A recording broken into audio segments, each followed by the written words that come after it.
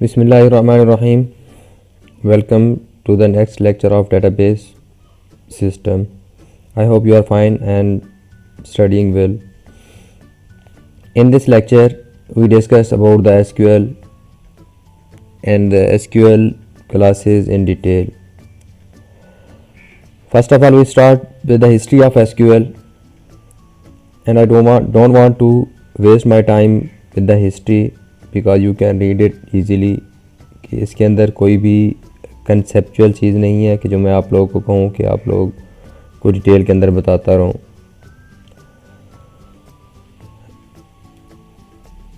ANSI, American National Standard Institute and ISO published SQL standards in 1986 called SQL 1. Minor revision कब हुई थी इसके अंदर? SQL 89 के अंदर. मेजर रिवीजन हुई थी SQL 2 1992 के अंदर.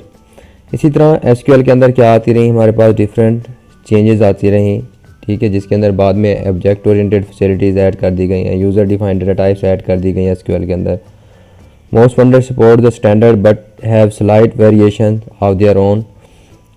यहाँ से हमारा प्रॉपर लेक्चर क्या हो रहा है, स्टार्ट हो रहा है, जिसके अंदर हमने डिस्कस करना है कंपोनेंट ऑफ द SQL. मैं आप लोग को SQL structure Curie language. We use SQL for querying by using any DBMS. कोई भी DBMS हम यूज़ कर रहे हैं तो हम डेटाबेस के ऊपर क्यूरी करने के लिए, क्यूरिंग के लिए हम क्या यूज़ करते हैं? SQL लैंग्वेज यूज़ करते हैं, स्ट्रक्चर क्यूरी लैंग्वेज यूज़ करते हैं, SQL लैंग्वेज यूज़ करते हैं. तो बच्चे इसके अंदर SQL के अंदर हमारी डेटाबेस के ऊपर कौन कौन सी वर्किंग होती है? देखो, डेटाबेस का हम एक स्ट्रक्चर डिफ़ाइन करते हैं. स्ट्रक्चर आप डिफ़ाइन कर लेते हैं यानी डेटाबेस क्रिएट कर लेते हैं.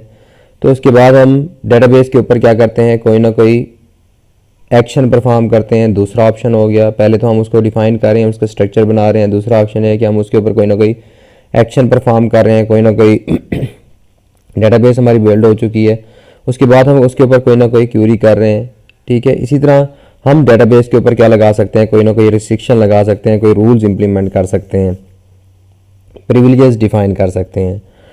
तो ये तीन तरह के हमारे पास काम होंगे.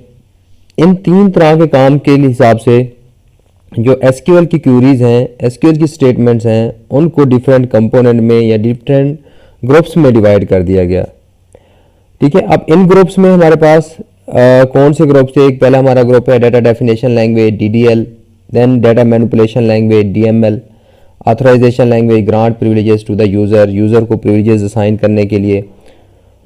इन डाटा डेफिनेशन लैंग्वेज जो हमारे पास डाटा डेफिनेशन लैंग्वेज के अंदर ग्रुप बनाए गए कि इनके ऐसी स्टेटमेंट रखी गई जो हमारी डाटा को डिफाइन करने के लिए या समझने के डेटाबेस को डिफाइन करने के लिए क्या होती हैं, यूज़ होती हैं, वो हमारी किसके अंदर आती हैं? DDL के अंदर आई. DD उस ग्रुप के अंदर ऐड कर दिया गया. इसी तरह हमारे पास जो नेक्स्ट है हमारे पास डाटा मैनिपुलेशन लैंग्वेज DML. अब DML के अंदर क्या होता है कि हमारे पास ऐसी स्टेटमेंट इसके अंदर ऐड कर दी गई जिसके अंदर हम ये कह सकते हैं कि हमारे पास डाटा को मैनिपुलेट करने के लिए जो स्टेटमेंट यूज़ होती हैं. मैं अब एग्जांपल देता हूं. जैसे DDL की एग्जांपल के तौर पर हम देखते हैं क्रिएट टेबल. हम एक टेबल क्या कर रहे हैं? क्रिएट कर रहे हैं. तो टेबल क्रिएट जब कर रहे हैं तो इट्स मीन कि हम क्या कर रहे हैं? एक टेबल का या डेटाबेस का स्ट्रक्चर डिफाइन कर रहे हैं. तो हमारी जो क्रिएट वाली स्टेटमेंट है ये किसके अंदर आती है? DDL के अंदर आती है, डाटा डेफिनेशन लैंग्वेज के अंदर आती है. इसी तरह जब हम बात करते हैं इसकी DML की, डाटा मैनिपुलेशन लैंग्वेज की, तो इसके अंदर मुझे ऐसी स्टेटमेंट्स आती हैं, ठीक है, जो हमारे पास which are use to manipulate the data, जो डाटा को मैनिपुलेट करने के लिए क्या होंगी? यूज होती हैं, डाटा मैनिपुलेशन के लिए यूज होंगी. वो हमारे पास किसके अंदर आती हैं? DML के अंदर आती हैं.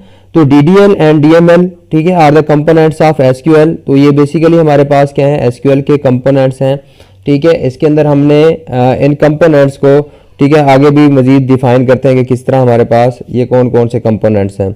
उसके बाद है ऑथराइजेशन लैंग्वेज ग्रांट प्रिविलेजेस. इनके यूज़र को हम क्या करने के लिए, मैं आप लोगों को सारी DDL की स्टेटमेंट बताऊंगा, DML की भी आगे जाके स्टेटमेंट सारी बताता हूँ.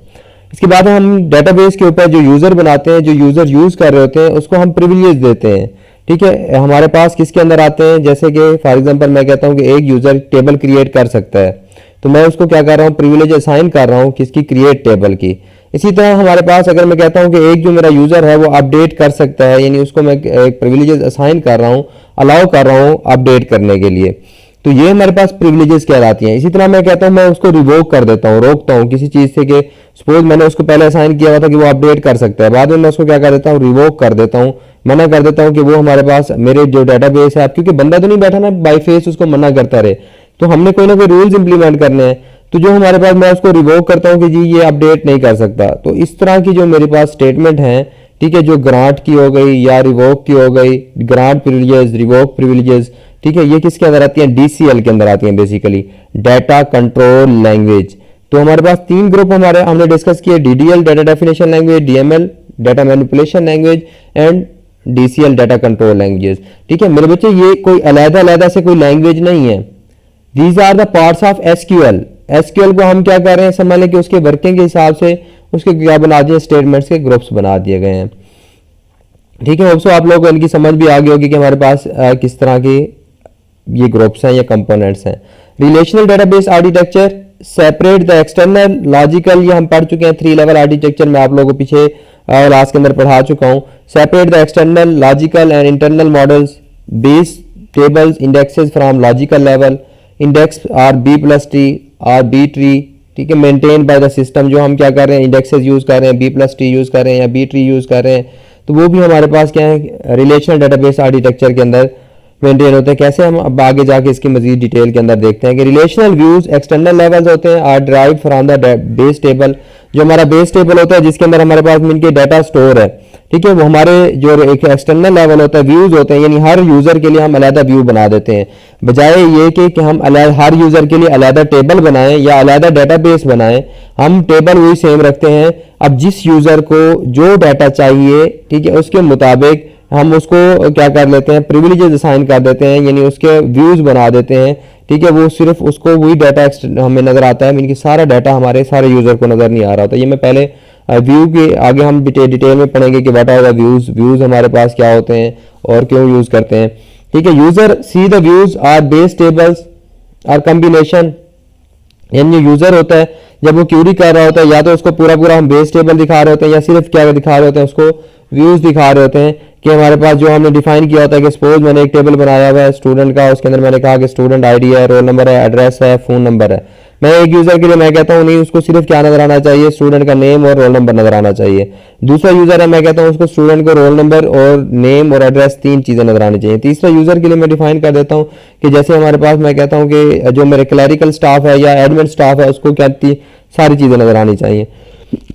तो ये मैं क्या बना रहा हूँ, बेसिकली हर एक यूजर के लिए व्यूज क्रिएट कर देते हैं, तो उसको या तो वो कंप्लीट टेबल नजर आ रहा होगा या व्यू जो हमने डिफाइन किया होगा वही चीजें नजर आ रही होंगी।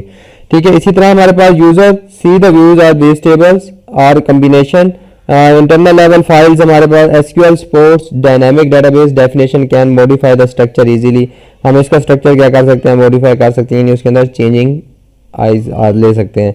जैसा कि ये हमारे पास डेटाबेस की एक एग्जांपल दी हुई है, 3 लेवल आर्किटेक्चर हम पहले पढ़ चुके हैं रिलेशनल डेटाबेस का, कि ये बेसिकली हमारे पास ऊपर क्या है, व्यूज हैं, यूजर 1 यूजर 2 यूजर एन जितने भी हैं उन सब के लिए हमने क्या किए हुए हैं, व्यूज क्रिएट किए हुए हैं।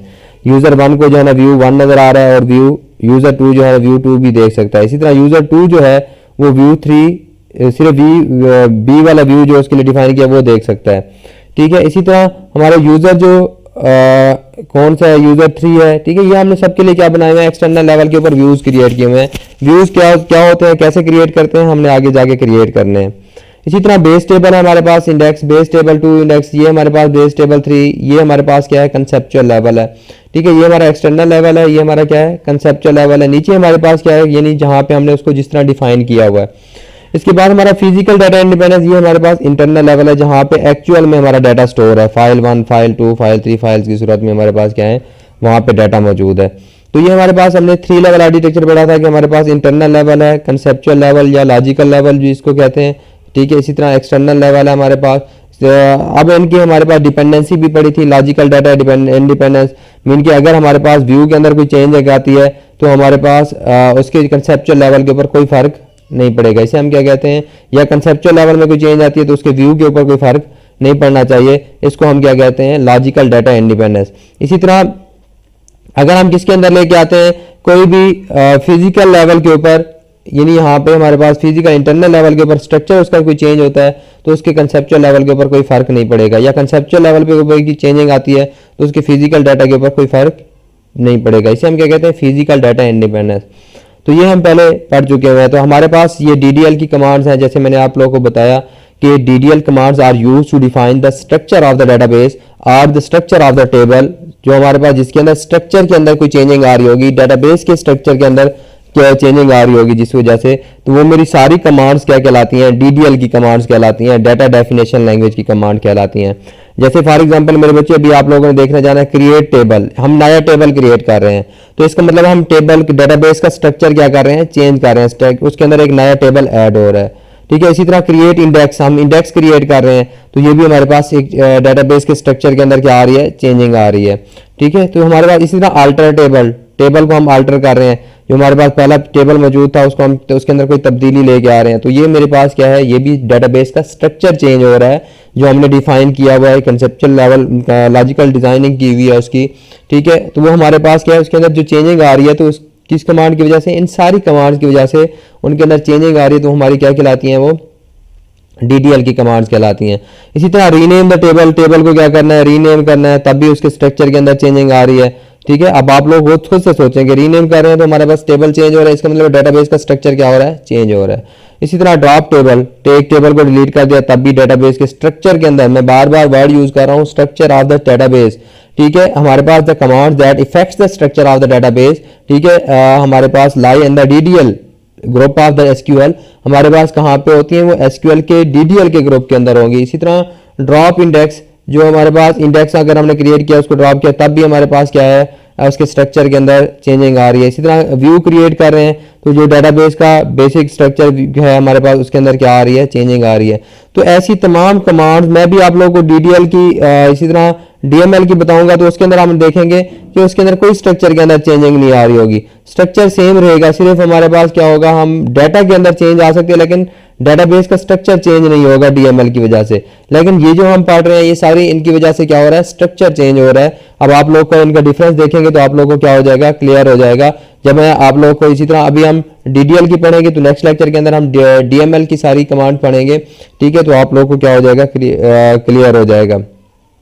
अभी हम इसको स्टार्ट करते हैं कि हमारे पास क्रिएट टेबल की जो हमारे पास कमांड है, ठीक है, हम कैसे टेबल कैसे क्रिएट कर सकते हैं। मेरे बच्चे ये अब आप लोगों के लिए इंपॉर्टेंट है, आप लोगों ने इनको देखते जाना है और मैं नेक्स्ट लेक्चर नेक्स्ट से नेक्स्ट ये SQL एक दफ़ा पढ़ा के फिर मैं आप लोगों को एक डाटाबेस SQL सर्वर के ऊपर आप लोग SQL सर्वर इंस्टॉल कर लें। ठीक है, इसी तरह माइक्रोसॉफ्ट आप लोगों का एक्सेस ऑलरेडी आप लोगों के पास होगा, माइक्रोसॉफ्ट एक्सेस में हम पहले एक डाटाबेस बनाएंगे, फिर उसके बाद हम SQL सर्वर की तरफ मूव करेंगे। तो टेबल क्रिएट करने का ये सिंटैक्स है, the syntax of the create table command, create table command का सिंटैक्स हमारे पास क्या है, ये हमारे कीवर्ड है जो आप लोगों को कैपिटल में लिखे हुए नजर आ रहे हैं, ये हमारे पास क्या है, कीवर्ड है, सेम रहेंगे। इनके जो आप लोग स्पेलिंग है ये क्या रखेंगे, सेम रखेंगे। ये it's a good practice to write the commands are, ठीक है, हमारे कीवर्ड्स इन कैपिटल लेटर्स, हमारे पास ये अच्छी प्रैक्टिस है, बट इट्स नॉट कंपल्सरी, लेकिन ये जरूरी नहीं है, आप लोग इसको संभाल के अंदर भी लिख सकते हैं। लेकिन एक अच्छी प्रैक्टिस यही है कि आप लोग क्या करें, इनके जो जितनी भी आप लोग की कमांड्स हैं, ठीक है, नई ये स्टार्ट हो रही हैं, जितनी भी क्लासेस हैं, कमांड्स हैं, इनको आप किसके अंदर लिखें, कैपिटल के अंदर लिखें, ताकि आपको अगर चेंजिंग करनी पड़ती है तो उसको आप लोगों के लिए ईजी होगा। तो ये हमारे पास क्रिएट टेबल, तो मेरे बच्चे ये क्रिएट एज इट इज लिखा जाएगा, जैसे ये हमारे पास आप लोगों को नजर आ रहा है क्रिएट, ठीक है, टेबल, ये एज इट इज लिखेंगे क्रिएट टेबल। ठीक है, आगे हमारे पास क्रिएट टेबल के बाद हमने क्या लिखना है, क्रिएट टेबल, टेबल का नाम, ये हमारे पास किसकी है, क्रिएट टेबल की कमांड है। अब इस क्रिएट टेबल की कमांड के बाद आप लोगों ने यहाँ पे क्या लिखना है, base table name, name of table. Suppose हम कौन सा टेबल क्रिएट कर रहे हैं, स्टूडेंट का, तो हमने लिखा क्रिएट टेबल स्टूडेंट, क्योंकि हम उसका नाम क्या रख रहे हैं, स्टूडेंट रख रहे हैं, या कोई भी आप लोग एम्प्लॉय है तो हम एम्प्लॉय रखेंगे। तो यहाँ हमारे पास क्या आ जाएगा, नेम ऑफ स्टूडेंट, ठीक है, तो यहाँ पे ये नेम आ जाएगा, इसके अंदर टेबल का नेम आएगा। तो आप लोगों ने यहाँ पे क्या लिखना है, इसका नेम लिखना है। अब आप लोगों को क्रिएट टेबल, टेबल का नेम हो गया। अब हम पीछे पढ़ चुके हैं उसका स्ट्रक्चर के, उसके अंदर क्या होते हैं, जो एक टेबल होता है, टेबल क्रिएट करते हैं तो उसके अंदर हमारे पास कॉलम्स होते हैं, यानी एट्रीब्यूट्स होते हैं। तो हमने उनके एट्रीब्यूट्स क्या करने हैं, डिफाइन करने हैं।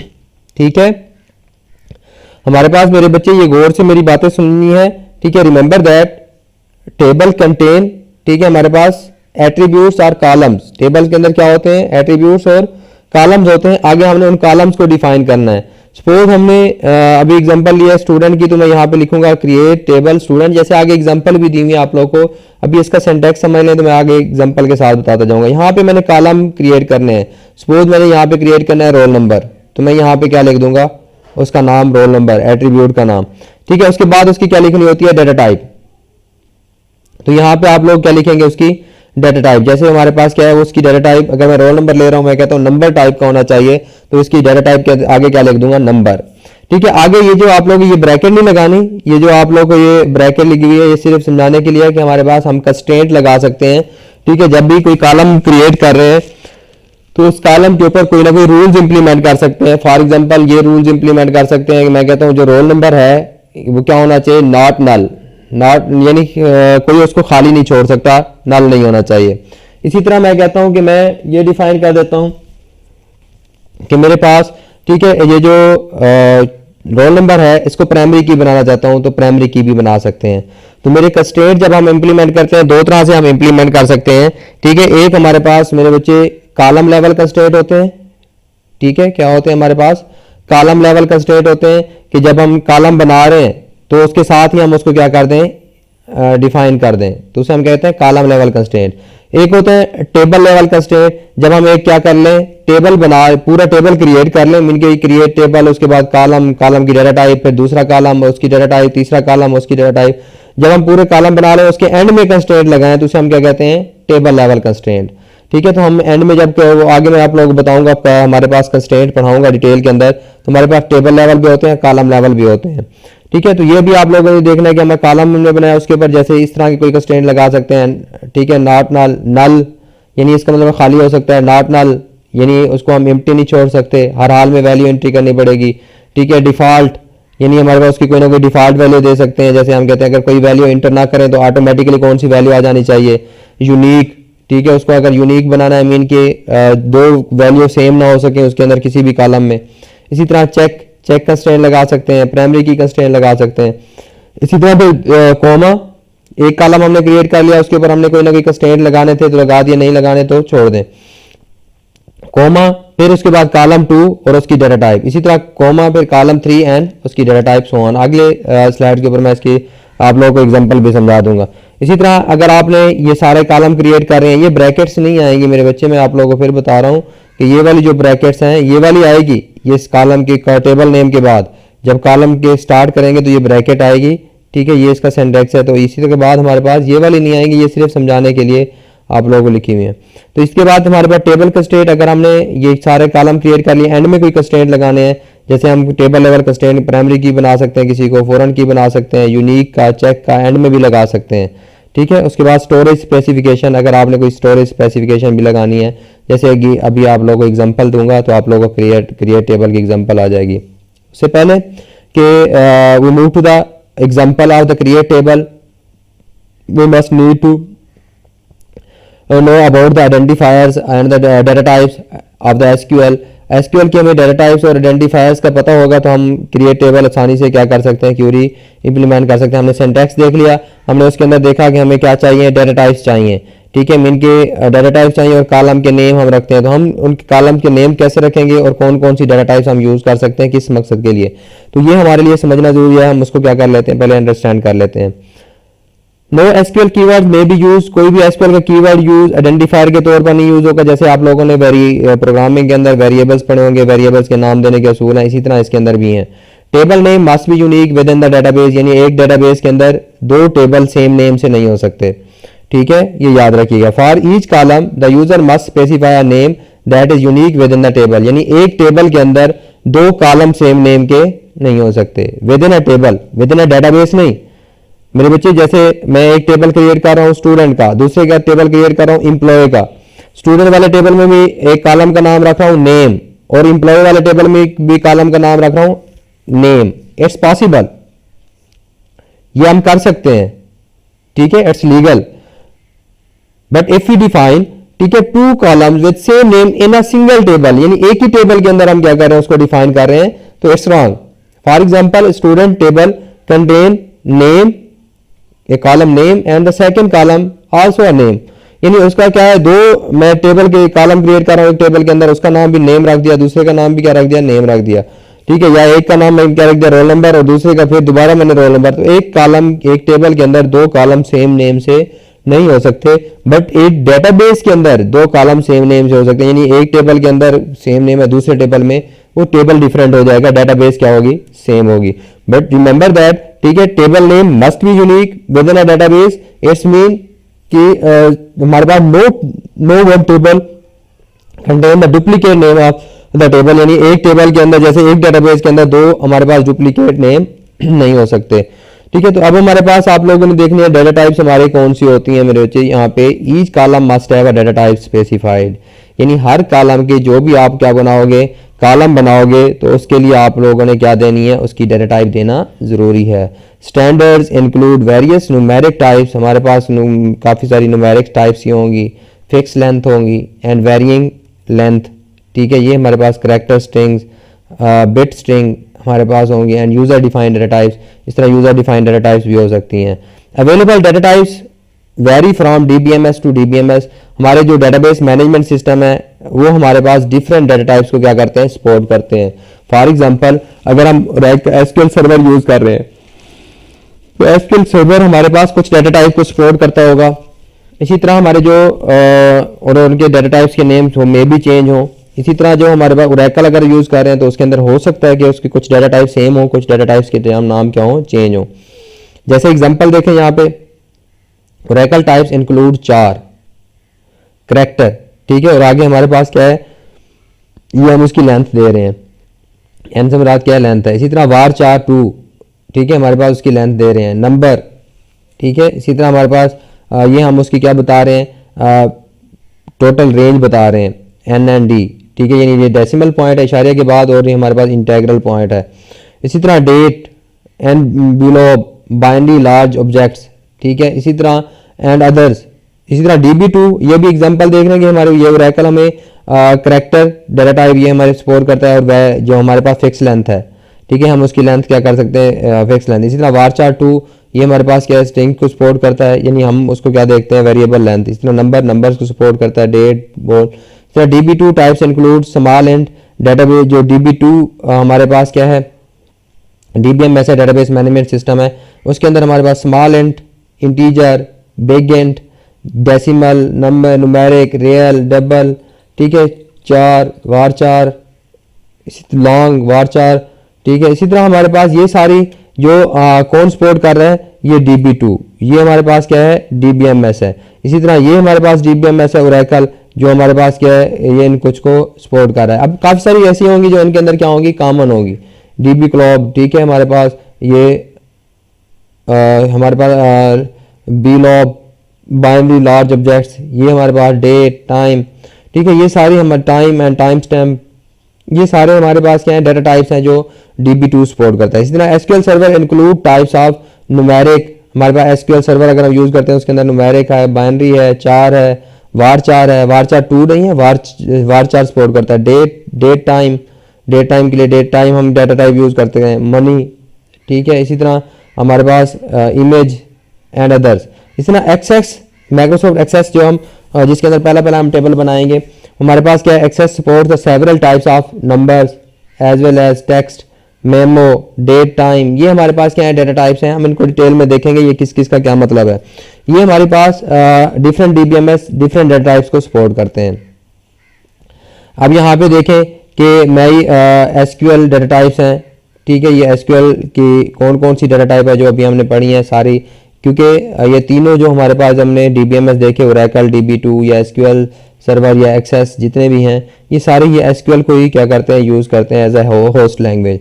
वारचार हमारे पास टिन इंट, ये हमारे पास होगी। इसी तरह text, date, small int, medium int, ये इनकी क्या है हमारे पास। अब आप लोगों को इंटीजर का भी पता है, स्मॉल इंट का मतलब है उसकी रेंज क्या होगी, कम होगी।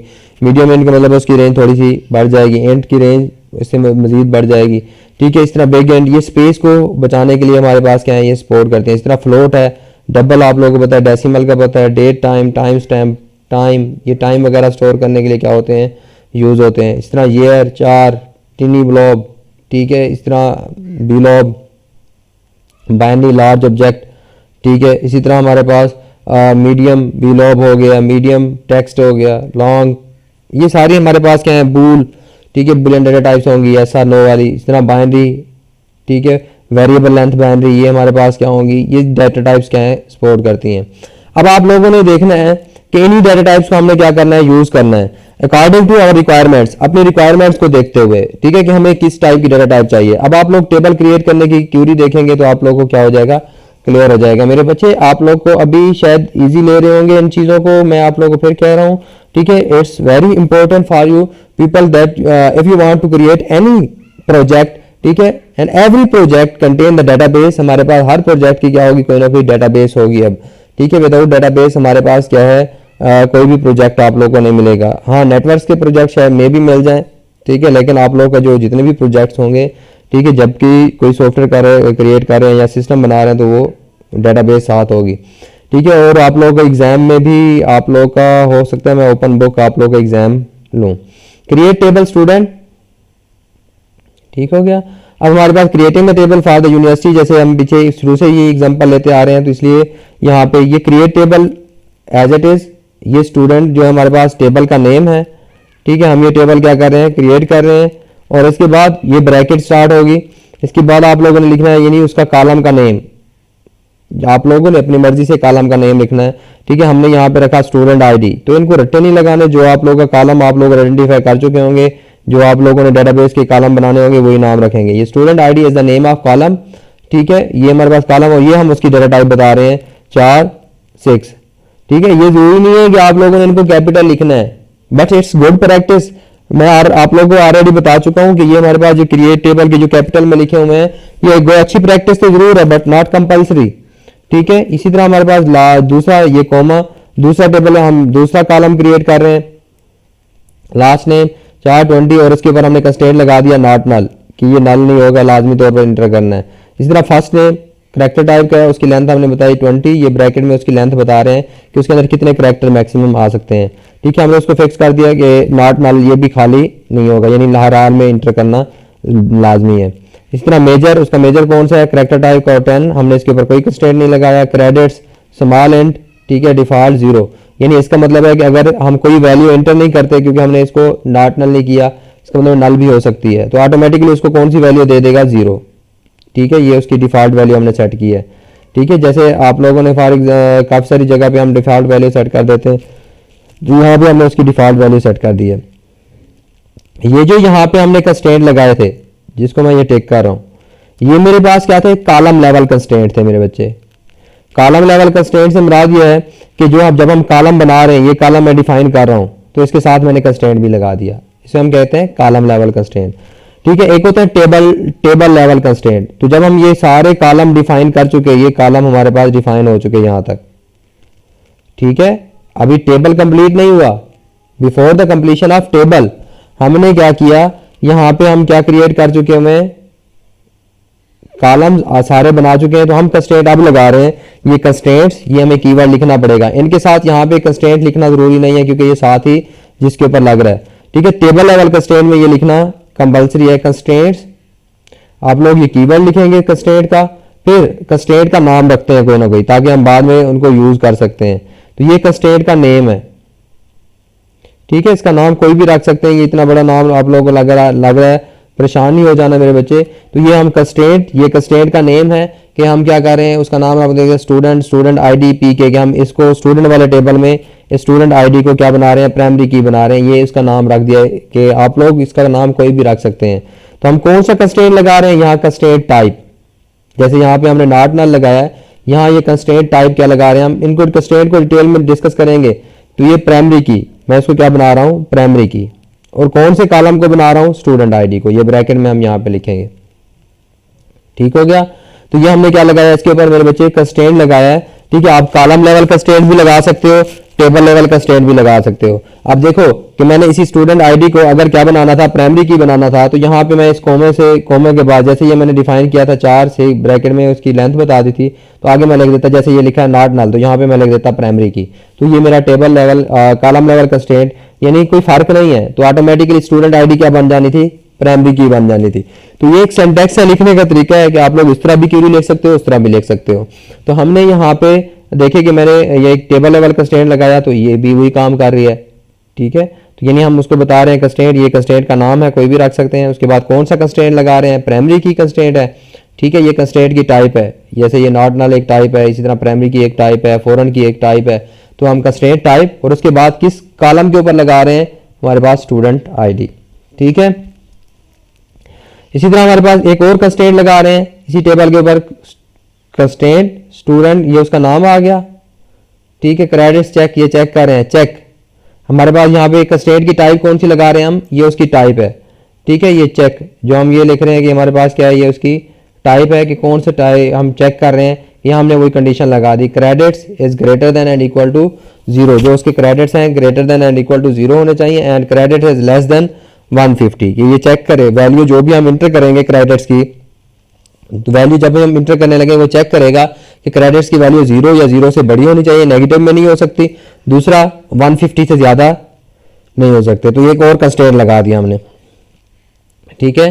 तो ये हमारे पास क्या है, हमने कंस्ट्रेंट, ये चेक कंस्ट्रेंट लगाया, क्रेडिट्स के ऊपर लगाया, ठीक है। ये ब्रैकेट में हम उसको कॉलम का नाम बता रहे हैं, क्रेडिट्स को चेक कर रहे हैं। तो ये हमारे पास इसकी ब्रैकेट क्लोज, ये जो हमारी ब्रैकेट क्लोज हो रही है, ये मेन टेबल वाली जो हमारे पास हमने यहाँ से ये कॉलम लिखना स्टार्ट किया था, ये हमारे पास ब्रैकेट क्या हो गई, ये स्टार्ट हुई थी, ये क्या हो गई, क्लोज हो गई।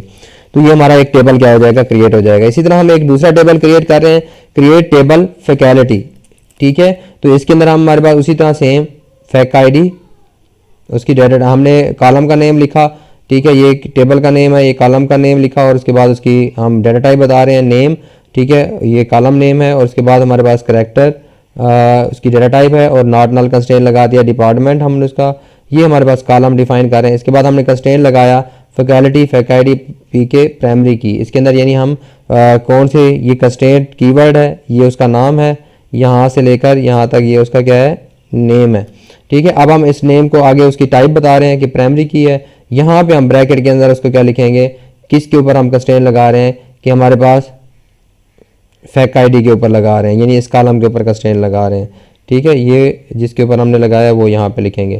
तो ये इसकी ब्रैकेट क्लोज कंस्ट्रेंट वाली, ठीक है। और ये हमारे पास जो मेन ब्रैकेट टेबल की यहाँ से जो स्टार्ट हुई थी वो क्लोज हो गई। तो अब हमारा यहाँ पे एंड में सेमी कॉलन, तो ये हमारा एक टेबल के जैसे हम इस क्यूरी को एग्जीक्यूट करेंगे, टेबल दूसरा टेबल क्या हो जाएगा, क्रिएट हो जाएगा। Creating the table for the university database, उसी तरह जो हमने डाटाबेस शुरू में एग्जांपल लिया उसके सारे टेबल हम क्रिएट कर रहे हैं क्यूरी के थ्रू, ठीक है। तो ये एसक्यूएल के थ्रू हम क्रिएट कर रहे हैं, क्योंकि हमने अभी मैं आप लोगों को यहाँ पे फॉरेन की कंस्ट्रेंट भी बताता हूँ कि हमारे पास कैसे होंगे क्रिएट टेबल्स। तो ये हमने टेबल्स क्रिएट किए, क्लास, ठीक है, उसका नाम क्या रखा हमने, क्लास, ये है उसके कॉलम नेम, आप पढ़ते आए हो। अब इसके अंदर सिर्फ चेंजिंग क्या है, ये कंस्ट्रेंट क्लास नंबर पीके, ये हमने प्राइमरी की बना दिया, क्लास नंबर को, ठीक हो गया कंस्ट्रेंट। अब हम एक और कंस्ट्रेंट लगा रहे हैं जो फॉरेन की कंस्ट्रेंट है। फॉरेन की कंस्ट्रेंट कैसे लगाएंगे, ये हमेशा टेबल लेवल लगेगा, कॉलम लेवल नहीं होगा मेरे बच्चे, ठीक है। हम प्राइमरी की वाला कॉलम लेवल भी लगा सकते हैं, यानी इसी क्लास नंबर के आगे मैं लिख देता प्राइमरी की, तो मेरा कंस्ट्रेंट बन जाता है। ये वाला जो कंस्ट्रेंट लगा रहे हैं, ये जो रूल्स इंप्लीमेंट कर रहे हैं, ठीक है, फॉरेन की कंस्ट्रेंट वाला, ये हमेशा टेबल लेवल लगेगा, इसको एंड में हम यानी कॉलम्स के एंड में ही लगाएंगे। ये कंस्ट्रेंट का कीवर्ड है, ये उसकी नाम है, उसका कंस्ट्रेंट का नेम कोई भी रख सकते हैं, ठीक है। क्लास के हम क्लास वाले टेबल पे लगा रहे हैं, फैकल्टी फैक आईडी जो एक हमारा कॉलम है उसके ऊपर लगा रहे हैं, उसको क्या बना रहे हैं, एफ के फॉरेन की। तो ये हमारा फॉरेन की उसकी टाइप है, ये नेम कोई भी रख सकते हैं, ठीक है। ये हमारे पास फॉरेन की ये कीवर्ड ऐसे का ऐसे आएगा, फॉरेन की हम बना रहे हैं, किसको बना रहे हैं, फैक आईडी को। अब हमें देखें फॉरेन की क्या होती है, हम पहले पढ़ चुके हैं। किसी और टेबल की जो हमारी प्राइमरी की है, अगर दूसरे टेबल में रेफरेंस के तौर पर यूज कर रहे हैं तो उसे हम क्या कहते हैं, फॉरेन की। तो अब हमें रेफरेंस देना पड़ेगा कि ये जो फैक आईडी है ये कौन से टेबल से आई है, रेफरेंसेस हम कहते हैं, ये वहां पे क्या है, फैकल्टी वाले टेबल के रेफरेंसेस कौन से टेबल से आई है, फैकल्टी वाले टेबल से। और उस टेबल में उस कॉलम का नाम क्या है, वहां पे भी हमारे पास क्या है, फैक आईडी है। जैसे यहाँ पे देखें, ये हमने क्या किया है, फैकल्टी वाला टेबल क्रिएट किया है, तो इसके अंदर हमारे पास क्या है, ये फैक आईडी, हमने इस फैक आईडी को यहाँ पे क्या बनाया था, प्राइमरी की। अब इसी को हम उसके अंदर क्या बना रहे हैं, फॉरेन की। अब हमने ये जो टेबल क्रिएट किया क्लास वाला, इसके अंदर भी हमने नाम क्या रखा है, इसका फैक आईडी। तो पहले तो हम उसको ये बता रहे हैं कंस्ट्रेंट, ये फॉरेन की कंस्ट्रेंट लगाना है किसके ऊपर, इस फैक आईडी को हमने फॉरेन की बनाना है, ठीक है, अब हम उसको रेफरेंस दे रहे हैं कि ये आएगी कहाँ से, रेफरेंसेस के फैकल्टी वाले टेबल के अंदर भी किस नाम से है, ये फैक आईडी के नाम से है, जिसको हम क्या बना रहे हैं, फॉरेन की बना रहे हैं। तो ये हमारे पास क्या है बच्चे, दूसरा कंस्ट्रेंट्स हैं। ठीक है, ये इसी तरह हम क्रिएट टेबल, इनरोल का हम टेबल क्रिएट कर रहे हैं, तो यहाँ पे भी हम फॉरेन की बना रहे हैं और उसके रेफरेंस उसी तरह दे रहे हैं। ठीक है, जैसे इसके अंदर 2 फॉरेन की थी तो हमने 2 फॉरेन की बना दी। ठीक है, मैं फिर आप लोगों को एक दफ़ा बताता जाता हूँ, ये कंस्ट्रेंट का कीवर्ड है, ये उसका नाम है, ये फॉरेन की उसकी टाइप है। आप वैसे भी लिखेंगे, हम किस कॉलम के ऊपर लगा रहे हैं, इसके अंदर क्लास नंबर वाले पे, तो क्लास नंबर पे लगा दिया। ठीक है, रेफरेंसेस कौन से टेबल से है, क्लास वाले टेबल से, वहाँ पे किस नाम से है, वहाँ पे भी क्लास नंबर के नाम से है। ठीक है, इसी तरह कंस्ट्रेंट इनरोल यहाँ फॉरेन की लगा रहे हैं, किसके ऊपर लगा रहे हैं, स्टूडेंट आईडी के ऊपर लगा रहे हैं, जो हमने इस टेबल के अंदर बनाई है, ये स्टूडेंट आईडी। रेफरेंसेस ये कहाँ से आई है, कौन से टेबल में है, ठीक है, एज अ प्राइमरी की है तो स्टूडेंट वाले टेबल में, वहाँ पे भी किस नाम से है, स्टूडेंट आईडी के नाम से। तो ये हम इस तरह क्या कर सकते हैं, इसके कंस्ट्रेंट लगा सकते हैं। तो मेरे बच्चे न्यू डाटा टाइप्स हमारे पास कौन सी होती है, SQL 1999 provides new user data types, हमारे पास UDT। ठीक है, can define the structure, UDTs हमारे पास होंगी, user defined data types, also new distinct data types. जैसे हमारे पास हम जैसे वहाँ पे क्लासेस के थ्रू या हम अपनी नई डाटा टाइप्स बनाते हैं, तो इसके अंदर भी हमारे पास क्या है, नई डाटा टाइप्स बन सकती हैं। ठीक है, क्रिएट डोमेन, कि हम कैसे क्रिएट कर टाइप कर, आल्सो न्यू डिस्टिंक्ट टाइप्स हम बना सकते हैं। ठीक है, क्रिएट डोमेन क्रिएट कर सकते हैं। क्रेडिट वैल्यूज, ठीक है, इंटीजर डिफॉल्ट वैल्यू उसकी क्या होगी, 0, जैसे हम वहाँ पे लगा रहे थे। Check value is greater than and equal to 0 and value is less than and equal to 150। तो हम एक क्या बना सकते हैं, अपनी नई data type. New type can then be use in defining the columns, column define करते हुए हम नई डाटा टाइप जो हम डिफाइन कर चुके होंगे, वो हम उसके अभी एग्जांपल देखेंगे, आप लोग क्लियर हो जाएगा। In student can writes credits values. ठीक है, can compare values of 2 different distinct types, कि हम 2 डिफरेंट डिस्टिंक्ट टाइप्स की वैल्यू कंपेयर नहीं कर सकते, if in underlying the data types is the same. Also cannot apply function to them, उनके ऊपर हम कोई फंक्शन नहीं अप्लाई कर सकते, but can write our own function for them, उनके लिए हम अपना नया फंक्शन बना सकते हैं। Will be discuss more fully in chapter 7, हम नेक्स्ट चैप्टर 7 में भी इसको डिटेल के अंदर देखेंगे, ये चैप्टर 6 है। तो कंस्ट्रेंट्स मेरे बच्चे, मैंने अभी आप लोगों को बताया कि कंस्ट्रेंट हमारे पास क्या होते हैं। ठीक है, 2 चीज़ें अभी डिस्कस की हैं कि constraint can be defined at column level और the table level. Column level constraint कौन कौन से हैं, नॉट नल, यानी जिनको कॉलम लेवल कंस्ट्रेंट का मतलब ये है कि ये हमारे वो कंस्ट्रेंट हैं जिनको हम कॉलम लेवल इंप्लीमेंट कर सकते हैं, टेबल लेवल पे भी इंप्लीमेंट कर सकते हैं इनको। ठीक है, लेकिन इनको कॉलम लेवल पे इंप्लीमेंट कर सकते हैं। जैसे ये कंस्ट्रेंट है नल का, नॉट नल, यूनिक, प्राइमरी की, चेक एंड डिफ़ॉल्ट। ठीक है, इसके अंदर फॉरेन की नहीं है, वो भी अलग कंस्ट्रेंट है, लेकिन मैंने आप लोगों को बताया कि foreign key constraint can not be implemented on the column level. So ठीक है, हमारे जो कॉलम लेवल की कंस्ट्रेंट की डिटेल के अंदर वो मौजूद नहीं है। ठीक है, written immediately after the column name type, column name के बाद फॉरन ही हम क्या लिख देते हैं, कंस्ट्रेंट लिख देते हैं, जैसे एग्जांपल मैं आप लोगों को बता चुका हूँ। इसके बाद है टेबल लेवल कंस्ट्रेंट। ठीक है, टेबल लेवल कंस्ट्रेंट प्राइमरी की को हम ये इसको भी इंप्लीमेंट कर सकते हैं। देखिए, प्राइमरी की कॉलम लेवल भी इंप्लीमेंट की जा सकती है, टेबल लेवल भी इंप्लीमेंट की जा सकती है। फॉरन की हमारे पास सिर्फ टेबल लेवल है। यूनिकनेस, ठीक है, check and general constraint. Note any primary key can be defined at the table level. ठीक है, कंपोजिट प्राइमरी की, जो कोई भी हमारे प्राइमरी की है उसको हम टेबल लेवल के ऊपर क्या कर सकते हैं, डिफाइन कर सकते हैं। Composite primary key can only be expressed as a table level, यानी अगर हमारी कंपोजिट प्राइमरी की है, यानी एक से ज्यादा कॉलम से मिलकर बनी हुई है, तब हमें टेबल लेवल डिफाइन करनी पड़ेगी। क्यों कि फॉर एग्जांपल, क्योंकि हमने यहाँ पे एग्जांपल आप लोग देख चुके हैं, ये मैंने नॉट नल का स्टेट लगाया है, तो फौरन एक कॉलम के बाद लगा रहा हूं। अगर मैं किसके, अब अगर मेरी जो प्राइमरी की है, ठीक है, कंपोजिट है, यानी 2 एट्रीब्यूट से मिलकर बनी हुई है। सपोज ये 2 कोई भी 2 एट्रीब्यूट मिलकर मेरी क्या बना रहे हैं, प्राइमरी की बना रहे हैं। अब मैं किसके आगे लिखूंगा प्राइमरी की, तो वो तो हमारा जो DBMS है वो तो जिस एट्रीब्यूट के आगे लिखूंगा, जिसका हमारे पास क्या है कॉलम के आगे लिखूंगा, तो उसको समझ लेगा कि वो प्राइमरी की है। इसलिए कंपोजिट प्राइमरी की हमेशा किसके ऊपर इंप्लीमेंट होगी हमारे पास, अगर हमने कंपोजिट प्राइमरी की एक से ज्यादा एट्रीब्यूट से मिलकर बनी हुई है, तो टेबल लेवल कंस्ट्रेंट में इंप्लीमेंट होगी। फॉरन की constraint require that the reference table exist already, तो फॉरन की के अंदर हमें रेफरेंस चाहिए होता है। ठीक है, इसलिए हमें टेबल लेवल कंस्ट्रेंट में इंप्लीमेंट करना पड़ता है। SQL standard suppose on update, ठीक है, SQL स्टैंडर्ड जो हमारे पास क्या है, on update, on delete class for the foreign keys, ठीक है। फॉरेन कीज के लिए हमारे पास क्या है, ऑन अपडेट और ऑन डिलीट क्लासेस भी हम यूज कर सकते हैं, ठीक है। ऑप्शन आर कास्केड सेट, ठीक है, नल सेट। ये हमारे एग्जांपल में आप लोगों को बताता हूँ कि हमारे पास क्या है, ऑन अपडेट, अपडेट के ऊपर क्या होना चाहिए, ऑन डिलीट, डिलीट के ऊपर क्या होना चाहिए, इस तरह के हम लगा सकते हैं। यानी फॉर एग्जांपल हमारे एक प्राइमरी टेबल है, एक हमारे पास फॉरेन टेबल है, दोनों के ऊपर अगर प्राइमरी में डिलीट करते हैं तो फॉरेन के ऊपर क्या इफेक्ट होना चाहिए, इसकी एग्जांपल से मैं आप लोगों को समझा देता हूँ अभी, ठीक है। इसी तरह cascade set, null set, default, ठीक है। इसी तरह नो एक्शन, कोई एक्शन नहीं लेना। एग्जांपल जैसे ऑन अपडेट कास्केड, जैसे हम ये यूज कर रहे हैं ऑन अपडेट कास्केड, ठीक है। यानी अगर अपडेट होता है तो यानी एक जगह पे अपडेट होता है तो उससे रेलिवेंट दूसरी जगह पे भी क्या होना चाहिए, ऑटोमेटिकली अपडेट होना चाहिए। तो इसे हम क्या कह रहे हैं, ऑन अपडेट कास्केड। तो ये हम क्या कर सकते हैं, यूज कर सकते हैं, ठीक है। तो ये टेबल आगे एग्जांपल मैं आप लोगों को ये सारी कराऊंगा तो आप लोगों को क्लियर हो जाएंगी सारी चीजें मेरे बच्चे।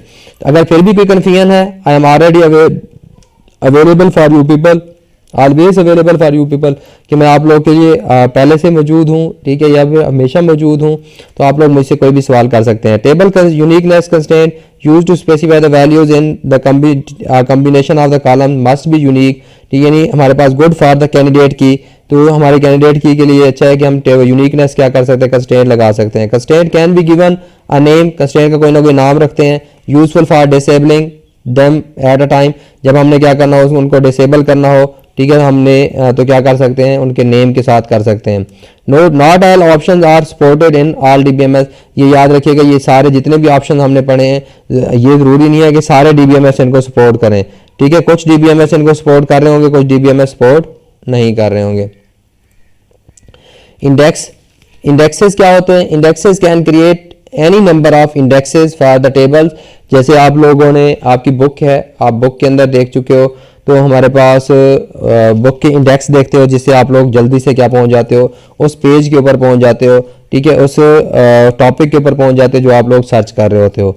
इंडेक्सेस आर यूज, ठीक है, to help the searching process, हमारे सर्चिंग प्रोसेस को हेल्प करने के लिए क्या होते हैं, इंडेक्सेस यूज होते हैं, ठीक है। इंडेक्सेस से हमारे पास सर्चिंग परफॉर्मेंस क्या हो जाती है, इंक्रीज हो जाती है।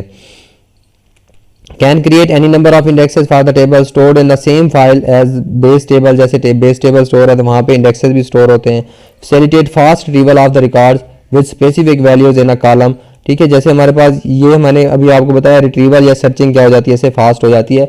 But indexes came some time हमारे पास क्या हो जाती हैं, हमारे लिए उल्टा परफॉर्मेंस को इंक्रीज करने की बजाय डिक्रीज कर रहे होते हैं। ये डिटेल है, मैं आप लोगों को इस दिन डिटेल बताऊंगा कि हमारे पास कैसे इंक्रीज कर रहे होते हैं। फॉर एग्जांपल हमने ये ट्रेड ऑफ, मैंने आप लोगों को पहले बताया कि computer science is an art of not a science, ठीक है, it's an arts and arts of trade off, कि हमने कुर्बानी देनी है कि इंडेक्सेस लगाने हैं या नहीं लगाने। तो मैं अपनी डेटाबेस को देखूंगा कि उसकी नेचर क्या है। अगर उसके अंदर सर्चिंग ज़्यादा है तो मैं इंडेक्सेस यूज़ करूंगा। अगर उसके अंदर डाटा स्टोरेज ज़्यादा है और हम डाटा रिट्रीव जो करते हैं, जो सर्च करते हैं, ठीक है, तो वो बहुत कम है, ना होने के बराबर है, तो इंडेक्सेस का वहाँ कोई फायदा नहीं है। उल्टा इंडेक्सेस मेरी परफॉर्मेंस को डिक्रीज कर रहे होंगे, ठीक है। क्यों डिक्रीज कर रहे होंगे, कि मेरे पास एक दफ़ा वो टेबल में वैल्यू स्टोर होगी, फिर उसकी इंडेक्स में एंट्री, इंडेक्स टेबल में एंट्री होगी, ठीक है। इससे बेहतर है कि ये टाइम ज़्यादा लगेगा तो मैं इंडेक्सेस यूज़ ही ना करूँ। यहाँ मैं वहाँ इंडेक्सेस यूज़ करूँगा जहाँ मेरे पास सर्चिंग क्या होती है, ज़्यादा होती है। Keep track of what values exist for the index column and which records have those values, ठीक है। ये हमें उस कौन से कॉलम का इंडेक्स सर्च कर रहे हैं और कौन सी उसके अंदर वैल्यू है। B+T और B trees use C appendix A for the review concept, ठीक है। ये हमारे पास एडवांस डेटाबेसेस के अंदर हम पढ़ेंगे B+Ts क्या होती हैं, B trees क्या होती हैं, या डाटा स्ट्रक्चर का आप लोगों ने कोर्स पढ़ा है तो उसके अंदर मैंने आप लोगों को B+Ts मेरे ख्याल में पढ़ाए थे कि B trees क्या होते हैं और B+Ts दोनों हम पढ़ चुके हैं, तो वो भी हम इम्प्लीमेंट कर सकते हैं। Overhead system must maintain the index, ठीक है, जिसके अंदर हमारे पास सर्चिंग ज़्यादा हो वहाँ हम इंडेक्सिंग यूज़ करते हैं। जैसे अब यहाँ पे क्रिएट इंडेक्स, ये भी हम कौन सी कमांड्स पढ़ रहे हैं मेरे बच्चे, DDL डाटा डेफिनेशन लैंग्वेज, जिसके अंदर हम स्ट्रक्चर डिफाइन कर रहे हैं। अब आप लोगों को क्लियर हो रहा होगा इसके अंदर हम कैसे बना रहे हैं, हम सारा स्ट्रक्चर ही डिफाइन कर रहे हैं, ठीक है। क्रिएट, ये हम क्या कर रहे हैं, क्रिएट का टेबल क्रिएट कर रहे हैं। क्रिएट इंडेक्स, ये यूनिक अगर आप लोग लगा देंगे, create unique index, it's mean कि इंडेक्स क्या होगा, यूनिक होगा। ये ऑप्शनल है, जो ब्रैकेट के अंदर चीज़ें लिखी हुई हैं इसका मतलब क्या है, ये ऑप्शनल है। अब लिखें या ना लिखें, आप रिक्वायरमेंट के मुताबिक लिखेंगे। क्रिएट इंडेक्स, उसके बाद index name on base table, ठीक है, टेबल का नेम बताएंगे कि कौन से टेबल के ऊपर लगा रहे हैं। उसके बाद कॉलम नेम, जिस कॉलम की बेस पे आपने इंडेक्स लगाना है वो कॉलम नेम लिखाएंगे और आर्डर, ठीक है, उसका आर्डर बताएंगे कि हमारे पास जैसे नीचे एग्जांपल में मैं आप लोगों को बताता हूँ। उसके बाद कॉलम नेम और उसका आर्डर, ये फिर यहाँ पे देखिए क्रिएट इंडेक्स स्टूडेंट, हम स्टूडेंट वाले टेबल के ऊपर क्रिएट इंडेक्स क्रिएट कर रहे हैं, ये उसका नाम है इंडेक्स का। इतना बड़ा नाम रखा है ये आप लोगों को समझाने के लिए कि स्टूडेंट वाले टेबल में लास्ट नेम के ऊपर फर्स्ट नेम के ऊपर हम क्या बना लगा रहे हैं, इंडेक्स लगा रहे हैं। ऑन स्टूडेंट, ये टेबल का नेम है स्टूडेंट वाले टेबल पे, last name and first name, किसके ऊपर लगा रहे हैं हम, लास्ट नेम और फर्स्ट नेम, दो कॉलम के ऊपर हम क्या लगा रहे हैं, इंडेक्स क्रिएट कर रहे हैं। इस तरह unique specify enforces unique values for the index column, index column की यूनिक वैल्यूज होंगी, अगर हम यूनिक लगा देंगे तो उसके अंदर डुप्लीकेट वैल्यू नहीं आ सकती। Are the combination of the column except when the specified columns need not be unique, ठीक है। आर्डर इज असेंडिंग, तो आप लोग असेंडिंग आर्डर में लिखना चाहते हो, डिसेंडिंग आर्डर में लिखना चाहते हो, वो आप लोग यहाँ पे दे सकते हो। Can have major and minor orders, ठीक है, माइनर और मेजर आर्डर्स भी हो सकते हैं। Cluster specification keeps record with the same values for index field together only one पर टाइप टेबल, यानी इसका मतलब यह है कि जब हम क्या कर रहे होंगे,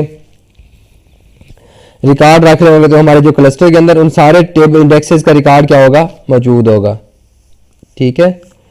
यानी अगर कुछ हमारे पास क्या है तो जो जिसके ऊपर हम क्या क्रिएट कर रहे हैं, इंडेक्स क्रिएट कर रहे हैं, अगर दो वैल्यू सेम आ गई हैं तब क्या होगा, ठीक है, आर्डर कैसे मेंटेन होगा। ओरेकल ऑटोमेटिकली इंडेक्स प्राइमरी की कॉलम, ठीक है, ओरेकल के अंदर जो है हमारे पास ऑटोमेटिकली जो इसको हम प्राइमरी की बनाते हैं उसको क्या बना देता है, उसके ऊपर इंडेक्स क्रिएट कर देता है, वहां पे हमें बताने की जरूरत नहीं होती। इसी तरह हमारे पास आल्टर टेबल, टेबल को अगर हमने चेंज करना है तब भी हम देखें जितने भी हमारे पास create index, create table, alter table, all are these, ठीक है, कमांड्स ऑफ द डीडीएल की कमांड्स हैं, ठीक है, जो हमारे पास डेटाबेस का स्ट्रक्चर डिफाइन कर रही हैं।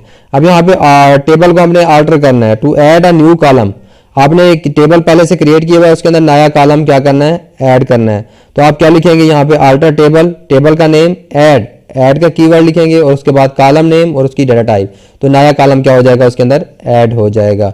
इसी तरह हमारे पास alter table student add column, ठीक है, हमारे पास बर्थ डेट, उसके आगे डाटा टाइप बता देंगे कि हमारे पास कौन सी इसकी डाटा टाइप है। Can not specify not null, ठीक है, आप इसको नॉट नल नहीं बना सकते। जब एक नया कॉलम ऐड करोगे एक डाटाबेस, एक टेबल के अंदर, एग्जिस्टिंग टेबल के अंदर नया टेबल इंसर्ट कर रहे हो तो उसको आप नॉट नल इसलिए नहीं बना सकते कि क्योंकि उसके अंदर अगर पहले से मैं वैल्यू स्टोर कर चुका हूं, हो सकता है कि उसकी पहले वाली वैल्यू तो हमने नहीं स्टोर की, इंटर नहीं की, वो तो नल है, तो हम नॉट नल का स्टेट कैसे लगाएंगे, ये बच्चे नहीं समझ आए, ठीक है। तो मैं दोबारा बता देता हूं कि जैसे सपोज मैंने एक टेबल बनाया है, उसके अंदर मैंने लिखा, ठीक है, स्टूडेंट नेम, रोल नंबर, ये सारी चीजें मैंने एंटर कर दिया। अब स्टूडेंट का मैंने डाटा एंटर करना स्टोर कर दिया। अब मुझे याद आया कि नहीं, मुझे स्टूडेंट की डेट ऑफ बर्थ भी क्या करनी चाहिए, स्टोर करनी चाहिए। मैं उसके अंदर एक नया कॉलम ऐड करा देता हूं, birth of, date of birth, ठीक है। अब मैं इतनी वैल्यू पहले एंटर कर चुका हूं, अब मैंने किसी की डेट ऑफ बर्थ एंटर नहीं की।